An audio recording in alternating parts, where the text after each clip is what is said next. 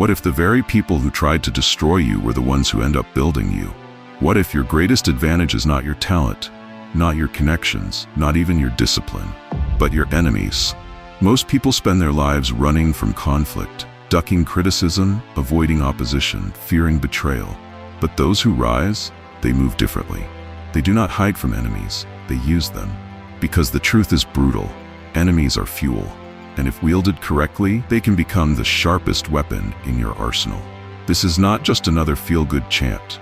This is a strategy forged in fire, a method used by kings, generals, rulers, and realists. Rooted in the writings of Machiavelli, it shows how every threat can be twisted into power if you have the will to use it. By the end of this video, you will no longer fear being hated. You will stop trying to win approval. You will see that your enemies are not obstacles. They are instruments, and you will learn how to hold them like a blade. Every idea you miss in this video could cost you a decade-long betrayal, regrets, and unfulfilled purpose. So watch until the final moment. Whether you realize it or not, there are people who resent your existence. They smile in your presence but pray for your failure. They see your potential, and it frightens them. They won't say it out loud, but in silence they work against you. This is not paranoia. It is reality. And pretending it doesn't exist makes you vulnerable. Machiavelli once said, men rise from one ambition to another. First, they seek to secure themselves against attack, and then they attack others. Envy is a permanent feature of the human condition. It doesn't matter how kind or quiet you are. If you stand for something, if you improve, if you shine, you become a target. Here are 8 timeless ways to turn your enemies into stepping stones on the path to your goals. Number 1. Let your enemies reveal themselves. The first rule of power is patience. Never strike before the enemy identifies themselves. Never expose your own cards in a game they do not yet know they're playing. Let silence be your strategy. Let time be your spy. Most enemies are not loud at first. They pretend to cheer. They applaud your rise. They offer smiles made of velvet, while sharpening blades in secret. But pressure has a way of peeling the mask. Watch closely when you improve, when you grow, when you finally step into the strength they always feared. That's when the true faces appear. They say things like, "You've changed, you're getting arrogant, don't forget where you came from." That simply means one thing: you've outgrown the version of you they could control. So let them speak. Let their discomfort surface. Let the trap of your growth expose them. Never chase rumors. Never interrogate shadows. Just observe, because the one who watches always knows more than the one who reacts. If someone flinches at your confidence, notice it. If someone avoids your victories, note it. If someone only reappears when you're weak, remember it. These are signals, not accidents. Each one is a flag they didn't know they were waving. Machiavelli warned, men are so simple and so much creatures of circumstance that the deceiver will always find someone who will let himself be deceived. But you must not be that someone. A ruler in the shadows is not obsessed with vengeance. He is obsessed with mapping the battlefield. Record the betrayal like a historian. Don't confront, just catalog. Each betrayal is a name etched into your private ledger. Each critic is a future pawn. Because when you know who your enemies are, you gain an invisible throne. You control who is allowed near. You decide who is worthy of access. You rule not by fear, but by foresight. And those who tried to harm you, you don't scream, you don't explain. You simply become so powerful they no longer have the courage to whisper your name. Let your enemies reveal themselves, then rule accordingly. Number 2, use your enemy as your compass. Many ask, what should I do with my life? But that question swims in too much fog. Here's a darker one, colder, sharper, more revealing. What would devastate your enemies? That question does not come from bitterness. It is not born of vengeance. It is born of clarity. Because in war, your enemy reveals your coordinates. They do not attack randomly. They strike at your strength. They mock your potential. They fear your transformation. They know exactly what would break them if only you built it. And so their hatred becomes your blueprint. Every insult, a road sign. Every act of sabotage, a flare in the darkness. Every attempt to humiliate you is proof that you are becoming something dangerous, something they are not prepared to face. A man with no enemies has no pressure. And a man with no pressure cannot forge steel. If your victory burns their pride, then you are walking the right path. If your name haunts their thoughts, then your rise is inevitable. Enemies are not barriers, they are beacons. Their resistance shows where the fire is hottest, where your next breakthrough hides. They force you to move with precision, to act without softness, to speak only when it strikes like thunder. In this, Machiavelli was precise. Nothing is so likely to produce peace as to be well prepared to meet the enemy. So you must prepare. Not only in silence, but with strategy, with brutal focus, with relentless action. Let them whisper your name in fear, not for what you say, but for what you are becoming. They do not have to cheer you. They only need to dread you. The enemy's fear is the purest sign of alignment. It means your success will collapse their illusion. It means your discipline will destroy their chaos. It means you have become a threat. Let them hate while you build. Let them rage while you sharpen. Let them laugh while you rise. Because the storm doesn't argue with the tree it breaks. The wolf doesn't warn the sheep before the strike. And the man who is truly dangerous never explains. Walk your path, not in search of applause, but in the direction that makes your enemies tremble. That is your compass. Number 3. Use their energy as your fire. Hatred is not weakness, it is power in raw form. So is envy. So is betrayal. They are emotional furnaces, burning hotter than most can handle. And while the weak are scorched by them, the strategist collects that fire, not to burn, but to forge. You must understand, an enemy's hatred is emotional fuel handed to you freely. Their obsession, a source of unlimited energy. Their insults, iron filings for your armor. Their gossip, wind behind your ship. But only if you learn how to convert pain into power. The average man retaliates. He gets dragged into the dirt. He screams back, explains himself, proves his innocence. He lowers himself, wasting the gift of opposition. But the dangerous man does something else. He takes that emotional fire and transforms it into strategy. When they mock you, you become sharper. When they betray you, you become colder. When they push you out, you find the silence where real monsters are born. Do not seek to be understood.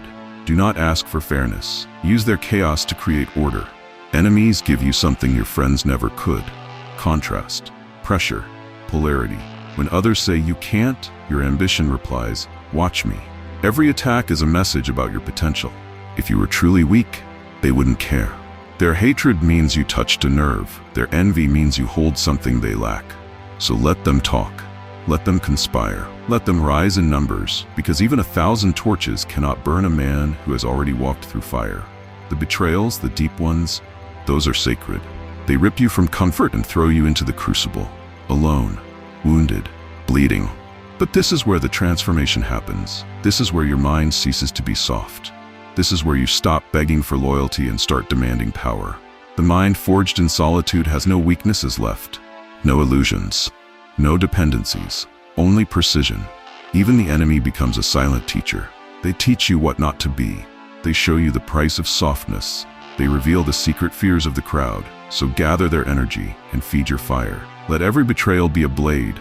Let every insult be a whetstone. Let every attack be a test. Then when you rise, you will not rise in spite of them. You will rise because of them. That is the secret no one teaches. Your enemies are not your downfall. They are your ignition. Number 4, make their doubt your declaration. They said you were soft. They said you'd fail. They whispered that you were unworthy and perhaps even laughed. Let them. Their words are not weights, they're war drums. They do not bind you, they summon you. Their doubt is not a curse, it is your calling. Understand this. Every insult cast against you is a prophecy waiting to be reversed. Every betrayal is a mirror shoved in your face, not to humiliate you, but to show you what you must become. Do not waste time defending yourself. Explanations are for those who seek approval. You are here to build power, not beg for understanding. When they scoffed, they thought you would die in silence. But silence is where the dangerous go to rebuild. Silence is not retreat, it is preparation. Let your improvement become invisible. Let your glow be hidden behind the trees. Then emerge, not with an apology, but with force. Make every doubt they voiced a stepping stone under your feet. Walk on them, rise on them. Their voices once said, "He'll never survive." Let your empire reply, "I did more than survive, I conquered." Machiavelli said, "The lion cannot protect himself from traps, and the fox cannot defend himself from wolves. One must therefore be a fox to recognize traps, and a lion to frighten wolves." Your enemies make you both. They sharpen your cunning, like a fox slipping through schemes, and they awaken your roar like a lion who no longer fears the circle of hyenas. Remember, the weak collapse under doubt. The clever weaponize it. Enemies are not gods, they're gas stations. Return often. Fill your engine with every rumor, every slight, every shadowy insult whispered when you left the room, then disappear. Let them believe they broke you. Let them write you off. Let them toast your name as a failed idea, until one day, they hear it again. Not in conversation, not in gossip, but in the echoing walls of your legacy. Your name becomes the storm, your success the silence that follows thunder. In the end, doubt does not destroy you, it brands you, and the only way to erase the brand is to become the myth they said you'd never be. Number 5. Use their attacks as free promotion. When they mock you, smile. Because the fool who slanders you publicly is not your destroyer. He is your herald. He beats the drum that brings attention to your name. He spreads your legend for free. Let them talk. Let them twist your name into curses. Let them screenshot, tweet, gossip, whisper, scoff, and slander. It's all fuel. It's free advertising. It's unpaid publicity from the loudest mouths in the room. You see, enemies often misunderstand how attention works. They think hatred diminishes. But hatred is a spotlight. And in this age, or any age, visibility is value. Do not interrupt them. Do not explain yourself. Do not stoop. Because while they rant, they amplify you. Machiavelli would nod in approval. It is better to be feared than loved if you cannot be both. But what he didn't say is this. It is best to be talked about, whether by lovers or enemies. Obscurity is death. Attention is power. The world follows heat, and heat comes from friction. Let them strike you. Let the sparks fly. Then light your torch with their flames. Behind every loud critic is a coward who sees your courage. They cannot create, so they ridicule. They cannot rise, so they drag. They envy what they do not have the discipline to become. And here's the great irony. They think they are hurting you, but they are introducing you to your future allies, followers, and believers. So do not fear the attack. Build something real. Build something unbreakable. Build something that speaks louder than gossip. Then let their mockery carry your name across borders into rooms you've never entered, to ears you were never meant to reach until now. Enemies, when handled wisely, are not threats. They are unpaid interns, street marketers, walking megaphones that shout your legend into the night. Let them scream. You'll respond in silence by becoming undeniable. Number 6, turn their conflict into your clarity. Every conflict is a revelation. Enemies speak what your friends are too polite to say. They don't flatter. They don't sugarcoat. They stab, and in that stab, they leave truth, but only the wise recognize it. So when the blade comes, do not flinch, do not rage, do not become chaotic, become surgical. Study the wound, trace the edge of their insult. Ask, what did this reveal? Where am I still soft? What truth did I refuse to see? Your reaction is the X-ray. It shows you everything. If you feel rage, there is ego. If you feel shame, there is a weakness. If you feel fear, there's a gap in your armor. Conflict does not create your flaws, it uncovers them. And that is a gift, because once seen, flaws can be eliminated. Enemies are brutal mirrors. They reflect the parts of you that still need mastery.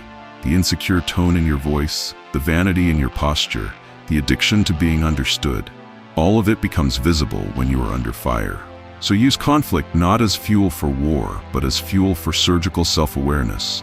Study your enemy like a physician studies disease, with distance, with clarity, with focus. Do not hate the sickness.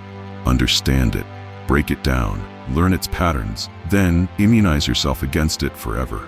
Machiavelli wrote, "It is much safer to be feared than loved when one of the two must be lacking." But he also believed in clarity. He knew the clearest men made the strongest rulers. So thank your enemies, not aloud, but in your soul, because they helped you see what your admirers couldn't. They exposed your blind spot. They pressed on your weakness. They forced you into evolution. And in doing so, they unknowingly helped you build something terrifying. A mind that no longer reacts. A spirit that no longer seeks approval. A will sharpened into absolute precision. That kind of clarity, born in the fire of conflict, is unshakable. Number 7, turn their attacks into your power.